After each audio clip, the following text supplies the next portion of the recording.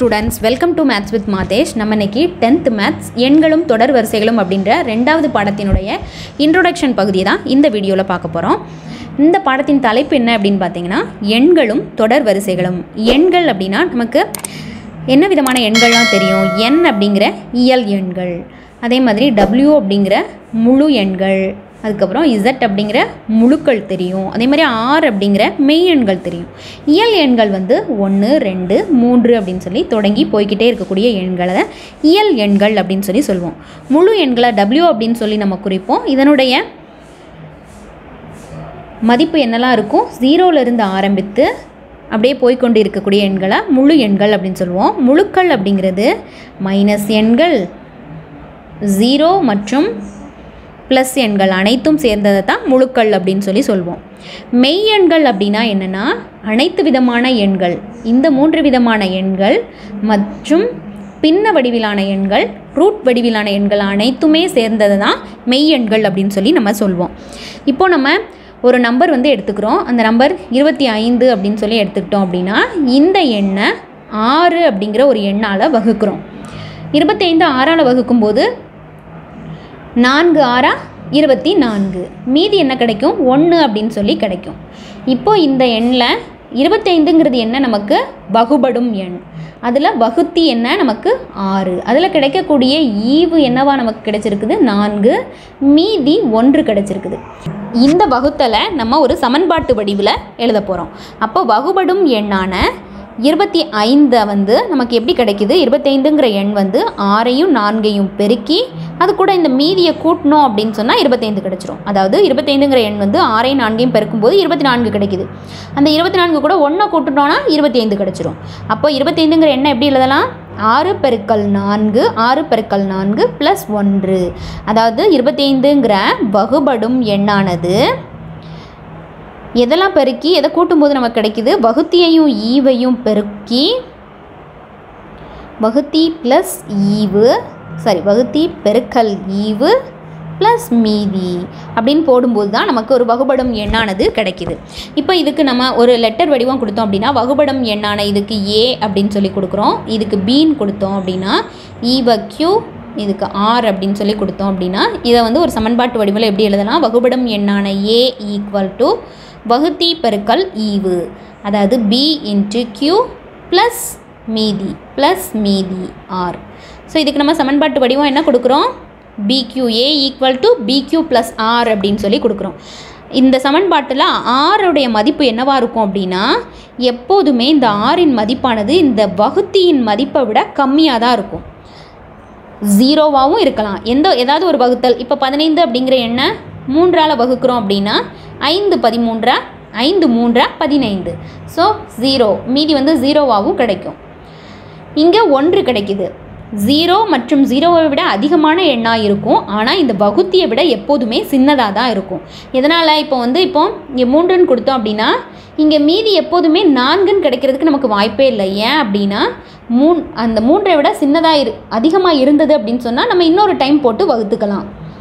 இப்போ 3 இங்கே 4 போட்டோன்னா 3 4 12, மீதி 3 கிடைக்கும். அந்த 3மே 3ஆல் வகுப்படும். ஸோ இங்கே 5ன்னு நம்ம போட்டுருவோம். அதனால் எப்போதுமே மீதியின் மதிப்பான ஆர் வந்து எப்படி இருக்கும் அப்படின்னா 0வை விட அதிகமாக, 0வாகவும் இருக்கலாம் 0 less than r equal to r, அதாவது 0வை விட அதிகமாக இருக்கும். அட் த சேம் டைம் பியை விட கம்மியாக இருக்கும். பிங்கிறது என்ன? நமக்கு வகுத்தி.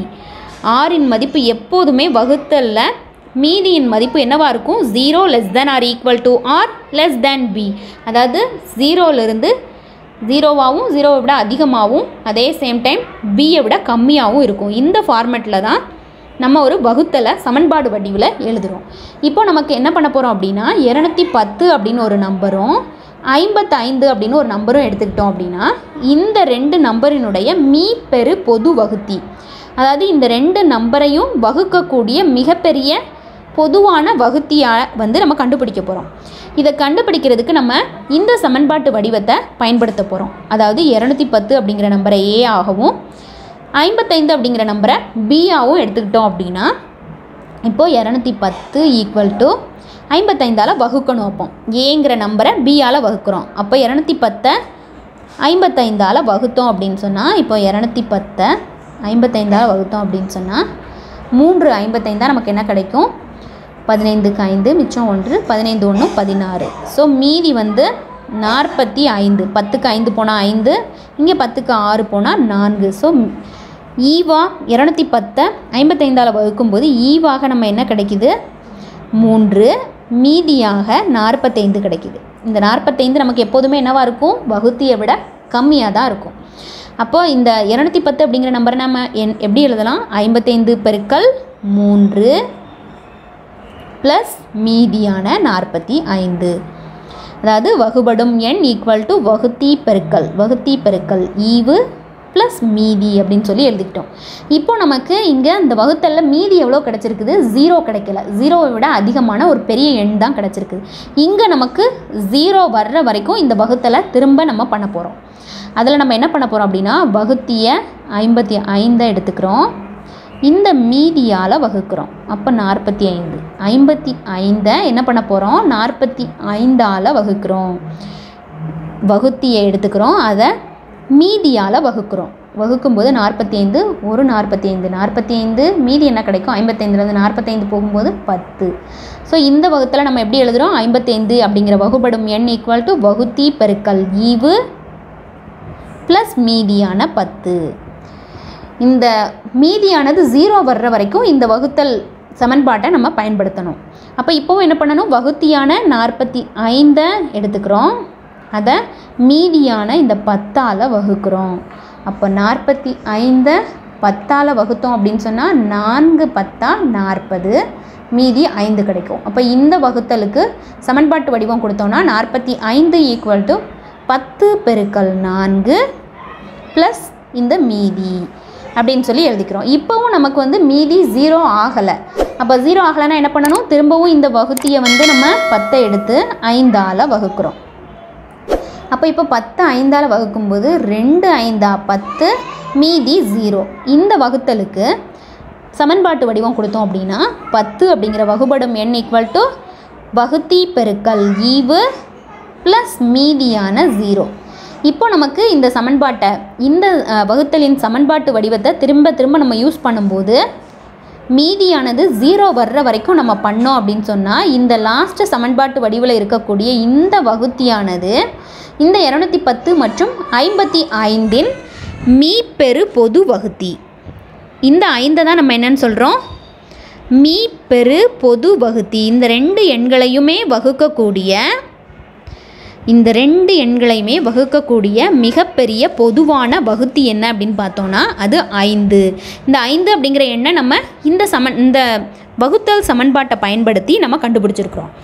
இந்த மாதிரியாக 2 எண்களின் மீப்பெரு பொது வகுத்தியை கண்டுபிடிக்கக்கூடிய இந்த மெத்தடுக்கு என்ன பேர் அப்படின்னா யூக்ளிடின் வகுத்தல்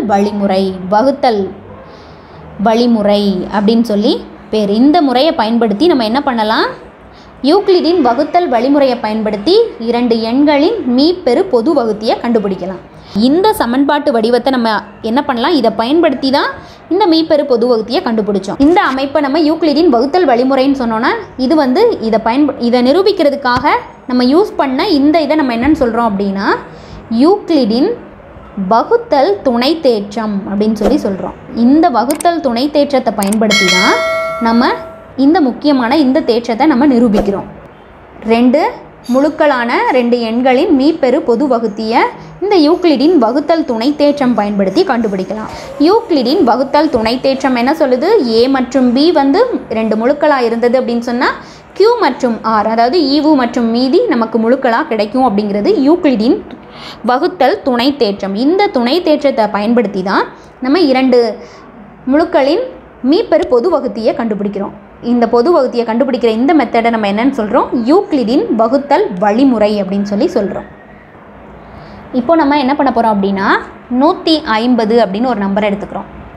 இந்த 150 அப்படிங்கிற எண்ணை இப்போ நம்ம எதால் வகுக்கலாம்? 2ஆல் வகுத்தோம் அப்படின்னா 7 2 14, மிச்சம் 1 10, 5 2 10, திருப்பி 5ஆல் வகுக்கிறோம்.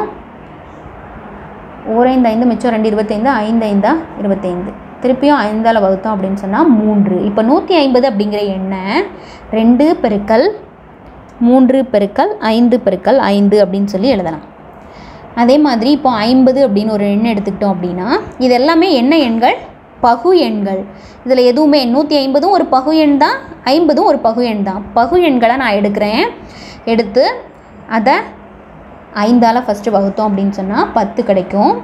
இதை திருப்பி 2ஆல் வகுக்கும்போது திருப்பி 10 கிடைக்கும். ஸோ 50 அப்படிங்கிற எண்ணை எப்படி நம்ம எழுதிக்கலாம்? சரி, 2ஆல் வகுக்கும்போது 5 கிடைக்கும். ஸோ 2 பெருக்கல் 5 பெருக்கல் 5 அப்படின்னு சொல்லி எழுதலாம். அதே மாதிரி இப்போது 25 அப்படின்னு ஒரு எண்ணை எடுத்துக்கிட்டோம் அப்படின்னா 5ஆல் வகுத்தோம்னா 5 5ன்னு வரும். அப்போ 25 = 5 பெருக்கல் 5. 48ன்னு ஒரு எண்ணை எடுத்துக்கிட்டோம் அப்படின்னா 2ஆல் வகுக்கிறோம். 2 4, 2ஆல் வகுத்தோன்னா 6, 2ஆல் வகுத்தோன்னா 3. ஸோ இந்த மாதிரி எழுதலாம். 48 அப்படிங்கிற ஒரு எண்ணை நம்ம என்னென்னு எழுதுகிறோம்? 2 பெருக்கல் 2 பெருக்கல் 2 பெருக்கல் 2 பெருக்கல் 3. இங்கெல்லாம் நீங்கள் பார்த்தீங்க அப்படின்னா இந்த சைடு இருக்கிற அனைத்து எண்களுமே பகு எண்கள் தான். அந்த பகு எண்களை நம்ம எந்த எண்களின் பெருக்கற்பலனாக எழுதுகிறோம்? 2 3 5 அப்படிங்கிற பகா எண்களின் பெருக்கற்பலனாக நம்ம எழுதுகிறோம். பகு எண்கள் அனைத்தையுமே சில பகா எண்களின் பெருக்கற்பலனாக காரணிப்படுத்த முடியுது. இந்த கான்செப்டை நமக்கு சொல்கிறதுக்கு தான் என்ன பேர் அப்படின்னா அடிப்படை எண்ணியல் தேற்றம். அடிப்படை எண்ணியல் தேற்றம் நமக்கு என்ன சொல்லுது? எந்த ஒரு பகு எண்ணையும் பகா எண்களின் பெருக்கற்பலனாக நம்மளால் எழுத முடியும். எல்லா எண்களையும் எந்த ஒரு பகு எண்ணனாலும் நீங்கள் எடுத்து பார்க்கலாம். அதை காரணிப்படுத்தும் போது பகா எண்களின் பெருக்கற்பலனாக நம்மளால் எழுத முடியும் அப்படிங்கிற கான்செப்டை நமக்கு என்ன தேற்றம் சொல்லுது? அடிப்படை எண்ணியல் தேற்றம் சொல்லுது. எண்களும் தொடர் வரிசைகளும்ல அடுத்து நம்ம என்ன பார்க்க போகிறோம் அப்படின்னா, இப்போ ஒரு வாரத்தில் எத்தனை நாட்கள் இருக்குது? வாரத்தில் உள்ள நாட்கள் நமக்கு எந்த ஆர்டரில் வரும்? ஃபஸ்ட்டு ஞாயிறு, திங்கள், செவ்வாய், புதன், வியாழன், வெள்ளி, சனி, அதுக்கப்புறம் என்ன வரும்? திருப்பியும் ஞாயிறு வரும். ஞாயிறு, திங்கள் அப்படின்னு சொல்லிட்டு நாட்கள் ஞாயிறுலேருந்து ஆரம்பித்து சனிக்கிழமை வரைக்கும் திருப்பி ஞாயிறுலேருந்து திருப்பி அது ரொட்டேட் ஆகிக்கிட்டே இருக்கும். திரும்ப திரும்ப திரும்ப நமக்கு வந்துகிட்டே இருக்கும். அதே மாதிரி இப்போ ஒரு கடிகாரம் எடுத்துக்கிட்டோம் அப்படின்னா இந்த கடிகாரத்தில் உள்ள மணி டைம் நமக்கு என்னவாகும்? ஃபஸ்ட்டு 1 மணி, 2 மணி, 3 மணி, 4, 5, 6, 7, 8, 9, 10, 11, 12 மணி ஆனதுக்கப்புறம் திருப்பி என்ன ஆகும்? 1 மணி ஆகும்.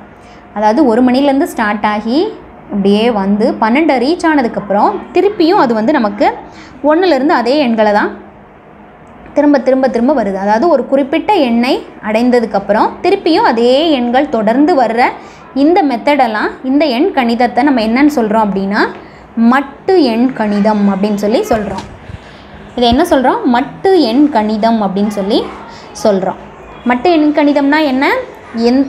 ஏதேனும் ஒரு குறிப்பிட்ட மதிப்பை அடைந்த பிறகு மீண்டும் ஒரே எண்கள் திரும்ப திரும்ப வருவது தான் மட்டு எண் கணிதம் அப்படின்னு சொல்கிறோம். இந்த மட்டு எண் கணிதத்துக்கு இப்போ எடுத்துக்காட்டு நமக்கு நிறையா தெரியும். என்னென்னலாம் தெரியும்? இது நாட்களும் மட்டு எண் கணித வடிவில் தான் இருக்குது. டைமும் அதே மாதிரி 1 மணி 2 மணி டைமும் மணியும் நமக்கு அதே மாதிரி அமையுது. அதே மாதிரி மாதங்களும் நமக்கு அதே மாதிரி தான் அமையும். அதே மாதிரி இப்போ ஒரு வண்ணத்துப்பூச்சி எடுத்துக்கிட்டோம் அப்படின்னா வண்ணத்துப்பூச்சியோடைய வாழ்க்கை சுழற்சியை பார்க்கலாம். நம்ம பார்த்துருக்குறோம் ஏற்கனவே. அது ஃபஸ்ட்டு ஒரு பெரிய வண்ணத்துப்பூச்சியானது நமக்கு என்ன போடும்? முட்டைகளிடும். அந்த முட்டையிலிருந்து புழு வரும். அந்த புழுவிலிருந்து பட்டாம்பூச்சி நமக்கு உருவாயிரும்.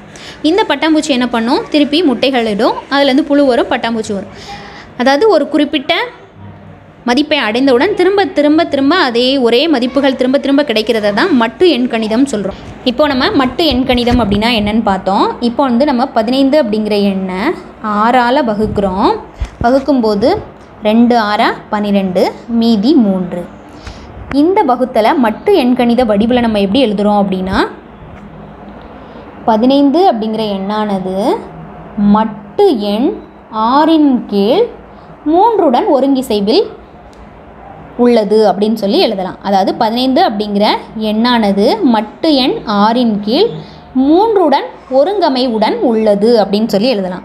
இதுக்கு நம்ம ஃபார்மேட் என்ன கொடுக்குறோம் அப்படின்னா A ஒருங்கமைவு B மட்டு R அப்படின்னு சொல்லி கொடுக்குறோம். இந்த வடிவத்தை தான் நம்ம என்ன அப்படின்னு சொல்கிறோம் அப்படின்னா மட்டு ஒருங்கமைவு.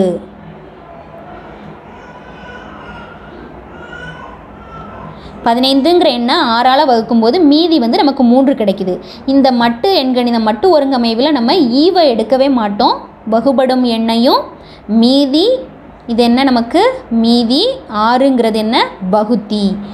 அப்போ எப்போதுமே மீதியானது நமக்கு என்ன வடிவில் இருக்கணும், மீதி எப்போதுமே நமக்கு வகுத்தியை விட பெருசாக தான், வகுத்தியை விட சின்னதாக தான் இருக்கணும். அதே மாதிரி 0வை விட பெருசாக இருக்கணும். அதாவது நம்ம வகுத்தல் சமன்பாட்டில் என்ன பார்த்தோம், 0 <= or b. அதாவது வகுத்தியை விட r ஆனது எப்போதுமே சின்னதாக தான் இருக்கும். மீதி வந்து எப்போதுமே இந்த வகுத்தியை விட சின்னதாக இருக்கும். அதே மாதிரி 0 மற்றும் 0வை விட அதிகமாகவும் இருக்கிறதுக்கு அதனுடைய மதிப்புகள் இருக்கலாம் அப்படின்னு சொல்லி கொடுத்துட்டாங்க. இப்போ நம்ம இந்த மட்டு ஒருங்கமைவுக்கு சமன்பாட்டு வடிவம் வந்து எப்படி கொடுக்குறாங்கன்னு பார்க்கலாம். a - b = kr. a - b, ஏலேருந்து இந்த பியை மைனஸ் பண்ணும்போது =kr. அதாவது ஏலேருந்து பியை கழிக்கும்போது அது ஆறினுடைய மடங்காக இருக்கும் அப்படின்னு சொல்லி நமக்கு சொல்லிட்டாங்க. இந்த சமன்பாட்டை பயன்படுத்தி இப்போ ஒரு மட்டு ஒருங்கமைவில் இருக்கிற வகுத்தியை எப்படி கண்டுபிடிக்கிறது அப்படின்னு சொல்லி பார்க்கலாம். இப்போ 23 அப்படிங்கிற ஒரு எண்ணானது ஒன்றுடன் ஒருங்கமைவில் இருக்குது.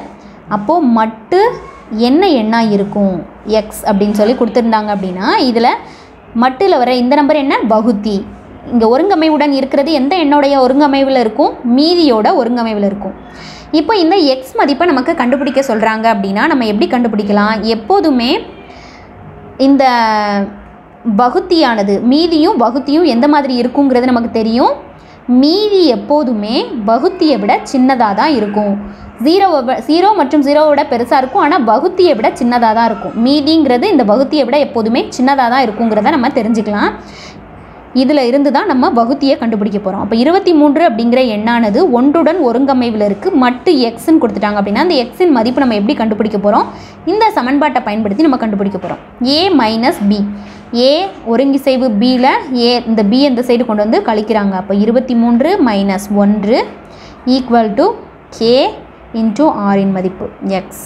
அப்போது இப்போ நமக்கு 23 - 1ன்னு சொல்லும்போது அது என்னவாயிரும், 22 ஆயிரும். 22 = kx அப்படின்னு சொல்லி கிடைக்கும். இப்போ நம்ம என்ன பண்ண போகிறோம் அப்படின்னா 22 அப்படிங்கிற எண் வந்து இந்த எக்ஸு கூட ஏதோ ஒரு நம்பரை பெருக்கும்போது கிடைக்குது அப்படின்னு சொல்லிட்டாங்க. அப்போ எக்ஸின் மதிப்பு என்ன அப்படின்னா 22இன் வகுத்திகள் எல்லாத்தையும் நம்ம கண்டுபிடிக்கணும். 22ங்கிறத 2ஆல் பெருக்கணும் அப்படின்னு சொன்னால், 2ஆல் வகுத்தோம் அப்படின்னு சொன்னால் 11 அப்படின்னு சொல்லி கிடைக்கும். அப்போ 22ங்கிற எண்ணை நம்ம எப்படின்னு எழுதுகிறோம், 2 × 11 அப்படின்னு சொல்லி எழுதுகிறோம். அப்போ 22 = kxன்னு எழுதலாம். எக்ஸின் மதிப்பு தான் நம்ம கண்டுபிடிக்கணும். இங்கே 2 × 11ன்னு இருக்குது. அப்போ எக்ஸின் மதிப்பு 2ஆ 11ஆங்கிறத நம்ம எப்படி கண்டுபிடிக்க போகிறோம், எக்ஸ் வகுத்தியின் மதிப்பானது எப்போதும் மீதியை விட பெருசாக இருக்கும். மீதியை விட பெருசாக இருக்குது, 2 11 ரெண்டுமே பெருசாக தான் இருக்குது. ஸோ இங்கே எக்ஸின் மதிப்பு நமக்கு என்னெல்லாம் இருக்கலாம், 2 11. அதாவது 22இன் வகுத்திகள் ரெண்டையும் கண்டுபிடிச்சிட்டு அதில் எக்ஸின் மதிப்பு என்னன்னு பார்க்கும்போது எக்ஸின் மதிப்பானது எப்போதுமே மீதியை விட பெருசாக தான் இருக்கணும். மீதி வந்து 1 இருக்கிறதுனால இங்கே நமக்கு 2 11 அப்படின்னு சொல்லி 2 எண்கள் எக்ஸின் மதிப்பாக கிடைக்குது. இப்போது நமக்கு எக்ஸாம்பிளுக்கு 15 3உடன் ஒருங்கிசைவில் உள்ளது மட்டு எண் எக்ஸ் அப்படின்னு கொடுத்தாங்கன்னா இங்கே நமக்கு எக்ஸின் மதிப்பு என்னென்னலாம் கிடைக்கிறதுக்கு வாய்ப்பு இருக்குதுன்னு சொல்லி நம்ம பார்க்கலாம். இப்படி கேட்டாங்க அப்படின்னு சொன்னால் நம்ம என்ன பண்ணணும், இந்த சமன்பாட்டு வடிவை பயன்படுத்தணும். ஃபஸ்ட்டு 15 - 3 = kx அப்படின்னு சொல்லி எழுதிக்கணும். 15ல் 3 கழிக்கும்போது நமக்கு என்ன கிடைக்கும், 12 = kx அப்படின்னு சொல்லி கிடைக்கும். இப்போ 12இன் வகுத்திகளை எல்லாம் நம்ம எடுத்து எழுதுகிறோம். இந்த 12க்கு என்னென்ன வகுத்திகள்லாம் இருக்க முடியும், 12ஐ 2ஆல் வகுக்க முடியும், 3ஆல் வகுக்க முடியும், 4ஆல் வகுக்க முடியும், 6ஆல் வகுக்க முடியும், 12ஆல் வகுக்க முடியும். இந்த அனைத்து எண்களுமே 12 வகுக்க முடியும். இப்போ 12 நம்ம என்னெல்லாம் எழுதலாம், 12 2 × 6ன்னு சொல்லி எழுதலாம், 12 3 × 4ன்னு சொல்லி எழுதலாம், 12 1 × 12ன்னு சொல்லி எழுதலாம். இதில் 12 வந்து என்னவாக இருக்கும், நமக்கு k × x, ஏதேனும் 2 எண்களின் பெருக்கற் பலனாக இருக்கும். அதில் ஒரு எண் தான் நமக்கு எக்ஸின் மதிப்பு. மட்டு எண்ணில் எந்த எண் வருங்கிறத நம்ம கண்டுபிடிக்க போகிறோம். இந்த வகுத்தியானது நமக்கு எப்படி இருக்கணும், மீதியை விட பெருசாக இருக்கணும். மீதிங்கிறது தான் இந்த 3. பிங்கிற மதிப்பு வந்து மீதி, ஆறுங்கிற மதிப்பு வந்து வகுத்தி. ஸோ நமக்கு பிங்கிற மதிப்பை விட எப்போதுமே ஆர் வந்து சின்னதாக தான் இருக்கணும். அப்போது இந்த 3ஐ விட எக்ஸ் ஆனது என்னவாக இருக்கணும்? பெருசாக தான் இருக்கணும். பி அப்படிங்கிற மீதியானது ஆரை விட எப்போதுமே பெருசாக தான் இருக்கணும். ஆர் வந்து லெஸ் தேன் பியாக தான் இருக்கணும். ஆறுங்கிறது இந்த எக்ஸு, பிங்கிறது இந்த 3. அப்போ 3ஐ விட அதிகமாக உள்ள எக்ஸின் மதிப்புகளை எல்லாம் நம்ம எழுதலாம். 12இன் வகுத்திகள் 1, 2, 3, 4, 6 மற்றும் 12ன்னு சொல்லி எடுத்து எழுதியிருக்கிறோம். அதில் 3ஐ விட குறைவான மதிப்புகள் 1, 2, 3 மூணுமே இங்கே வராது. அப்போ நமக்கு 12இன் வகுத்திகளாக இந்த எக்ஸின் மதிப்புகள் என்னென்னலாம் இருக்கலாம்? 4ஆக இருக்கலாம், 6ஆக இருக்கலாம், 12ஆக இருக்கலாம். அப்போது இங்கே நமக்கு எக்ஸின் மதிப்பு என்னவாக இருக்கலாம்? இதுதான் நமக்கு எக்ஸின் மதிப்புகள் 4, 6, 12 இதில் ஏதேனும் ஒன்றாக இருக்கலாம். இந்த இதில் வந்து காரணிகள் வந்து எப்போதுமே நமக்கு மட்டு எண் கணிதத்தில் மட்டு ஒருங்கிசைவை பயன்படுத்தி மட்டு எண்ணை கண்டுபிடிக்கும் போது இதில் பல தீர்வுகள் வந்து நமக்கு கிடைக்கும். ஒரே எண் கிடைக்காது. மட்டு ஒருங்கமைவுனா என்ன? நமக்கு ஏ பியுடன் ஒருங்கமைவில் உள்ளது. எப்போது மட்டு வந்து ஆறின் கீழ் ஏ ஆனது பியுடன் ஒருங்கமைவில் உள்ளது அப்படின்னு சொல்லி எழுதலாம். இதுக்கு சமன்பாட்டு வடிவம் a minus b equal to kr அப்படின்னு சொல்லி கொடுக்குறோம். இந்த இதை பயன்படுத்தி எந்த ஒரு வகுத்தலினுடைய இந்த மட்டு வடிவத்தில் இருக்கக்கூடிய வகுத்தியின் மதிப்போ மீதி எது வேணாலும் நம்ம கண்டுபிடிக்கலாம். இந்த சமன்பாட்டை பயன்படுத்தி கண்டுபிடிக்கிறோம். இந்த மாதிரி ஒரு ஆர்டரில் 1, 2, 3, 4 அப்படின்னு சொல்லி ஒரு ஆர்டரில் வரிசைகள் ஆப்பிள்களை அடுக்கி வச்சுருக்குறாங்க. இதை தான் நம்ம என்ன அப்படின்னு சொல்கிறோம் அப்படின்னா தொடர் வரிசை அப்படின்னு சொல்லி சொல்கிறோம். இது வந்து எக்ஸாம்பிளுக்கு நம்ம எடுத்துக்கிட்டது. இப்போ பார்த்தீங்க அப்படின்னா 1, 2, 3 அப்படின்னு சொல்லி நம்பர் போய்கிட்டே இருக்குது. இந்த எண்களை நம்ம என்னென்னு சொல்லுவோம்? இயல் எண்கள். இயல் எண்களை 1, 2, 3, 4 அப்படின்னு சொல்லி வரிசையாக வச்சுருக்கிற இந்த எண்களை வந்து நம்ம என்னென்னு சொல்வோம் அப்படின்னா தொடர் வரிசை அப்படின்னு சொல்லி சொல்வோம். தொடர் வரிசை அப்படின்னு சொல்லி சொல்வோம். ஒரு தொடர் வரிசையில் எவ்வளோ எண் வேணாலும் இருக்கலாம். இப்போது இதில் இந்த உறுப்புகளுக்கு நம்ம எழுத்து வடிவில் கொடுத்தோம் அப்படின்னா A1, A2, A3, A4 அப்படின்னு சொல்லி இதை எழுதலாம். A1 அப்படிங்கிறது முதல் உறுப்பு. A1 அப்படிங்கிறது என்ன? நமக்கு இந்த தொடர் வரிசையில் இருக்கக்கூடிய முதல் உறுப்பு. A2ங்கிறது ரெண்டாவது உறுப்பு. A3 அப்படிங்கிறது மூன்றாவது உறுப்பு. அதே மாதிரி AN அப்படின்னா எண்ணாவது உறுப்பு. இதில் A25னா 25வது உறுப்பு. அதே மாதிரி உறுப்புகளின் எண்ணிக்கை போய்கிட்டே இருக்கும். அதே மாதிரி ஒரு தொடர் வரிசையில் முடிவுறு எண்ணிக்கையில், அதாவது 1, 2, 3, 4, 5 அப்படின்னு சொல்லி ஒரு தொடர் வரிசை கொடுத்துருந்தாங்க அப்படின்னா இதில் இந்த தொடர் வரிசையில் உள்ள உறுப்புகளின் எண்ணிக்கை எத்தனை? 5. அப்போ இந்த இதில் முடிவுறு எண்ணிக்கையில் உறுப்புகள் இருக்கிறதுனால இதை என்னன்னு சொல்கிறோம் அப்படின்னா முடிவுறு தொடர் வரிசை அப்படின்னு சொல்லி சொல்லலாம். இந்த தொடர் வரிசையில் முதல் உறுப்பு என்ன? A1 என்ன? 1. A5 அப்படிங்கிறது தான் இந்த தொடர் வரிசையின் இறுதி உறுப்பு. அதான் 5ன்னு சொல்லி சொல்கிறோம். அதே மாதிரி சில தொடர் வரிசைகளில் 1, 2, 3, 4 அப்படின்னு சொல்லி டாட்னு இப்படி முடிவுறா எண்ணிக்கையில் உறுப்புகள் இருக்கக்கூடிய தொடர் வரிசையை நம்ம என்னன்னு சொல்கிறோம்? முடிவுறா தொடர் வரிசை அப்படின்னு சொல்லி சொல்கிறோம். இப்போ இந்த தொடர் வரிசையில் இருக்கக்கூடிய உறுப்புகளை நம்ம கூட்டுறோம். இப்போ 1 + 2 + 3 + 4 + 5 இந்த தொடர் வரிசையில் இருக்கிற உறுப்புகளின் எண்ணிக்கையை கூட்டணும் அப்படின்னு சொன்னால் இந்த மாதிரி செயல்களை செய்கிறத இதை என்னன்னு சொல்கிறோம் அப்படின்னா தொடர்கள் அப்படின்னு சொல்கிறோம். தொடர்கள் அப்படின்னா இந்த தொடர் வரிசையில் இருக்கிற கமாவுக்கு பதிலாக நமக்கு ப்ளஸ் வந்திருந்தது அப்படின்னு சொன்னால் அதை தான் நம்ம என்னன்னு சொல்கிறோம்? தொடர்கள் அப்படின்னு சொல்லி சொல்கிறோம். இப்போ நம்ம இந்த மாதிரி ஒரு தொடர் வரிசை எடுத்துக்கிட்டோம். 1, 2, 3, 4, 5 அப்படின்னு சொல்லி போயிட்டே இருக்கிற தொடர் வரிசையில் 5க்கு அப்புறம் என்ன உறுப்பு வரும்னா நம்ம எப்படி எழுதுவோம்? 1 கூட 1 கூட்டியிருக்கிறாங்க 2, 2 கூட 1 கூட்டும்போது 3, 3 கூட 1 கூட்டும்போது 4, 4 கூட 1 கூட்டி அடுத்த உறுப்பு 5 வந்திருக்கு. அப்போ எந்த முன்னாடி இருக்கிற உறுப்போட 1 கூட்டி எழுதியிருக்கிறாங்க. அப்போ இந்த 5க்கு அப்புறம் என்ன உறுப்பு வரும்? 6 அப்படின்னு சொல்லி நம்ம எழுதிடலாம். அதே மாதிரி இந்த தொடர் வரிசையில் அடுத்த உறுப்பு நமக்கு கேட்டாங்கன்னா 7, 14, 21, 28. இந்த தொடர் வரிசையில் என்ன பண்ணியிருக்காங்க? 7ங்கிற எண்ணோட 1 பெருக்கியிருக்காங்க, அதுக்கப்புறம் 2 பெருக்கியிருக்காங்க, அதுக்கப்புறம் 3 பெருக்கியிருக்காங்க, அதுக்கப்புறம் 4 பெருக்கியிருக்காங்க. இப்போ 5 பெருக்கும்போது 7 5 35 அப்படின்னு சொல்லி நம்ம எழுதிடலாம். ஒரு குறிப்பிட்ட எண்ணை இந்த முதல் உறுப்போட கூட்டி எழுதிக்கிட்டே போகிறதுனால இந்த தொடர் வரிசையை நம்ம என்னன்னு சொல்லுவோம்? கூட்டுத்தொடர் வரிசை அப்படின்னு சொல்லி சொல்வோம். இது என்ன தொடர் வரிசை? கூட்டுத்தொடர் வரிசை. அதே மாதிரி இங்கே ஒரு நம்பரோட 7 அப்படிங்கிற ஒரு நம்பரோட 1 2 3 அப்படின்னு சொல்லி நம்பரை வந்து பெருக்கிக்கிட்டே போகிறதுனால, 7ங்கிற நம்பரோட எண்களை பெருக்கி கொண்டே போகிறதுனால இது என்ன தொடர் வரிசை? பெருக்கு தொடர் வரிசை அப்படின்னு சொல்லி சொல்கிறோம். இப்போ ஒரு முடிவுறு தொடர் வரிசை இருக்குது அப்படின்னா இந்த முடிவுறு தொடர் வரிசையில் இருக்கிற உறுப்புகளின் கூடுதல் அப்படின்னு கேட்டாங்கன்னா இந்த உறுப்புகளின் கூடுதல்னால் நம்ம என்ன பண்ணுவோம்? 1 + 2 + 3 + 4 + 5. அப்போ என்ன பண்ணுவோம்? 9 12 12 14 15 அப்படின்னு சொல்லி இந்த தொடர் வரிசையில் இருக்கிற உறுப்புகளை கூட்டி டைரெக்டாக ஆன்சர் எழுதிடுவோம்.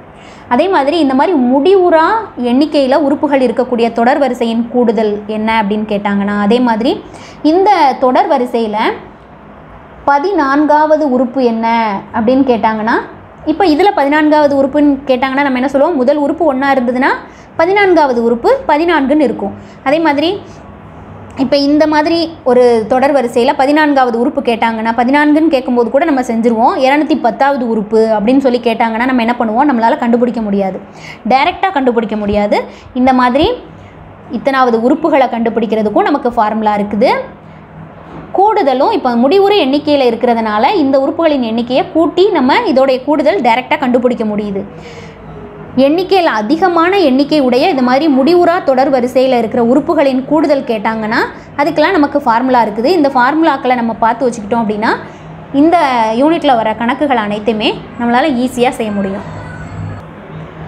ஒரு கூட்டுத்தொடர் வரிசையின் பொது வடிவம் என்ன அப்படின்னா a, a + d, a + 2d a + 3d அப்படின்னு போயிட்டே இருக்கும். அதாவது 1, 2, 3, 4 அப்படின்னு போயிட்டே இருக்கிற நம்பருக்கு இந்த மாதிரி ஒரு பொது வடிவம் நம்ம கொடுக்குறோம். அதாவது முதல் எண்ணான 1 அப்படிங்கிற எண்ணு கூட 1 கூட்டும்போது அதாவது டிங்கிற இந்த ஆர்டரில் டி மதிப்பு என்ன? நமக்கு 1. ஏயின் மதிப்பு 1. ஏங்கிறது முதல் உறுப்பு, டிங்கிறது பொது வித்தியாசம். இப்போ இந்த ஆர்டருக்கு ஃபஸ்ட்டு உறுப்பு 1 இருக்குது, ரெண்டாவது உறுப்பு வந்து a + d, 1 + 1 2, மூன்றாவது உறுப்பு a + 2d. இதை 2ஆல் பெருக்கும்போது 2 கிடைக்கும். 1 + 2 3. அதாவது ஒரு கூட்டுத்தொடர் வரிசையின் பொது வடிவம் இந்த வடிவத்தில் தான் எந்த ஒரு கூட்டுத்தொடர் வரிசையும் இருக்கும்னு சொல்லி நமக்கு கொடுத்துட்டாங்க. அதே மாதிரி இப்போ இந்த மாதிரியான ஒரு கூட்டுத்தொடர் வரிசையில் எண்ணாவது உறுப்பு, அதாவது இதில் 4வது உறுப்புனா நமக்கு தெரியும் 4 அப்படின்னு சொல்லி டைரெக்டாக எழுதிடலாம். இதில் 720வது உறுப்பு அப்படின்னு சொல்லி கேட்டாங்கன்னா நமக்கு தெரியாது. அந்த மாதிரி உறுப்புகள் அத்தனாவது உறுப்புகளை எண்ணாவது உறுப்புகளை கண்டுபிடிக்கிறதுக்கான ஃபார்முலா என்ன அப்படின்னா TN = A. ஏங்கிறது முதல் உறுப்பு, டிங்கிறது பொது வித்தியாசம், n அப்படிங்கிறது எத்தனாவது உறுப்புங்கிறதுக்கான n. அப்போது இதுக்கான ஃபார்முலா என்னது? TN = A + n - 1 × d அப்படிங்கிற இந்த ஃபார்முலாவை பயன்படுத்தி எண்ணாவது உறுப்பை நம்ம கண்டுபிடிக்கலாம். அதே மாதிரி n உறுப்புகளின் கூடுதல் கண்டுபிடிக்க சொன்னாங்க அப்படின்னா அதாவது இப்போ இந்த மாதிரி போகிற ஒரு ஆர்டரில் முதல் 20 உறுப்புகளின் கூடுதலை கண்டுபிடிங்க அப்படின்னு சொல்லிட்டாங்க அப்படின்னு சொன்னால் இந்த ஃபார்முலாவை நம்ம பயன்படுத்தணும் அப்படின்னு சொன்னால் முதல் n உறுப்புகளின் கூடுதலை கண்டுபிடிக்கலாம். அப்போ S 20 அப்படின்னா 20/2, 2 × ஏயின் மதிப்பு முதல் உறுப்பு, டிங்கிறது என்ன? பொது வித்தியாசம் 1, n அப்படிங்கிறது 20ங்கிறது. அந்த மதிப்புகளெல்லாம் போட்டோம் அப்படின்னு சொன்னால் முதல் n உறுப்புகளின் கூடுதலை இந்த ஃபார்முலா பயன்படுத்தி கண்டுபிடிக்கலாம். அதில் லாஸ்ட் உறுப்பு ஒரு தொடர் வரிசையில் லாஸ்ட் உறுப்பு இறுதி உறுப்பை கண்டுபிடிக்கிறதுக்கான ஃபார்முலா என்ன அப்படின்னா L = A + n - 1 × d. n-இன் மதிப்பு பொது வித்தியாசம் முதல் உறுப்பு எல்லாம் கொடுத்துட்டாங்க அப்படின்னா அதில் உள்ள லாஸ்ட் உறுப்பை நம்ம ஈஸியாக கண்டுபிடிச்சிடலாம் இந்த ஃபார்முலா பயன்படுத்தி. முதல் உறுப்பும் இறுதி உறுப்பும் கொடுத்துட்டாங்க அப்படின்னு சொன்னால் அதில் n உறுப்புகளின் கூடுதல், முதல் உறுப்பும் லாஸ்ட் உறுப்பும் கொடுத்துட்டு n உறுப்புகளின் கூடுதல் வந்து கேட்டாங்க அப்படின்னு சொன்னால் அதுக்கு வந்து இந்த ஃபார்முலா பயன்படுத்தணும். SN = கூட்டுத்தொடர் வரிசை மட்டும்தான் நம்ம இங்கே பார்க்குறோம். கூட்டுத்தொடர் வரிசையின் பொது வடிவம் வந்து A, A + d, A + 2d, A + 3dன்னு போயிட்டே இருக்கும். அதில் எண்ணாவது உறுப்பு லாஸ்ட் இத்தனாவது உறுப்புகளை கண்டுபிடிக்கிறதுக்கு இந்த ஃபார்முலா, n உறுப்புகள் 20 உறுப்புகளின் கூடுதல் அப்படின்னு சொன்னாங்கன்னா இந்த ஃபார்முலாவை பயன்படுத்த போகிறோம். இந்த தொடர் வரிசையின் லாஸ்ட் உறுப்பு என்ன அப்படின்னு கேட்டாங்கன்னா அதுக்கு இந்த ஃபார்முலா பயன்படுத்த போகிறோம். அதுக்கப்புறம் n உறுப்புகளின் கூடுதல், இறுதி உறுப்பை கொடுத்து n உறுப்புகளின் கூடுதல் கேட்டிருந்தாங்க அப்படின்னு சொன்னால் இந்த ஃபார்முலாவை பயன்படுத்தி நம்ம கண்டுபிடிச்சிடலாம். இது வந்து நமக்கு கூட்டுத்தொடர் வரிசையில் இந்த சமன்பாடுகளை பயன்படுத்தி நம்ம கணக்குகளை பெருக்குத்தொடர் வரிசைனா அதுக்கு ஒரு எக்ஸாம்பிள் நான் சொல்கிறேன். 2, 4, 6, 8 அப்படின்னு சொல்லி போயிட்டுருக்க இந்த தொடர் வரிசையை நம்ம என்னன்னு சொல்லலாம் அப்படின்னா பெருக்குத்தொடர் வரிசை அப்படின்னு சொல்லலாம். முதல் உறுப்பை a அப்படின்னு சொல்லி எடுத்துக்கிட்டோம் அப்படின்னா a கூட ஒரு மாறாத பொது விகிதத்தை வச்சு பெருக்கிட்டே போகிறோம் நம்ம. r a into r, ஆரின் மதிப்பு இதில் என்னன்னு பார்த்தீங்கன்னா r ஈக்குவல் டு ரெண்டாவது உறுப்பு பை முதல் உறுப்பு போட்டோன்னா 2. ஸோ ஆரின் மதிப்பு 2, ஏயின் மதிப்பும் 2. ஏங்கிறது முதல் உறுப்பு. ஸோ a பெருக்கல் r, a பெருக்கல் r square up to a பெருக்கல் r பவர் n-1 அப்படிங்கிறது தான் இந்த பெருக்குத்தொடர் வரிசையின் எந்த ஒரு பெருக்குத்தொடர் வரிசையின் பொது வடிவமாக இருக்கும். இதில் என்னாவது உறுப்பு, அதாவது இதில் 210வது உறுப்பு கண்டுபிடிங்க அப்படின்னு சொன்னாங்கன்னா அதுக்கு வந்து நம்ம இந்த ஃபார்முலா பயன்படுத்துவோம். TN ஈக்குவல் டு a பெருக்கல் r பவர் n-1 அப்படின்னு போட்டோன்னா நமக்கு என்னாவது உறுப்பு கிடச்சிரும். அதே மாதிரி n உறுப்புகளின் கூடுதல் அப்படின்னு சொல்லும்போது n உறுப்புகளின் கூடுதல், முதல் 200 உறுப்புகளின் கூடுதல் அப்படின்னு சொல்லி கேட்டுட்டாங்க அப்படின்னு சொன்னால் முதல் உறுப்பும் பொது விகிதம் இதில் 2.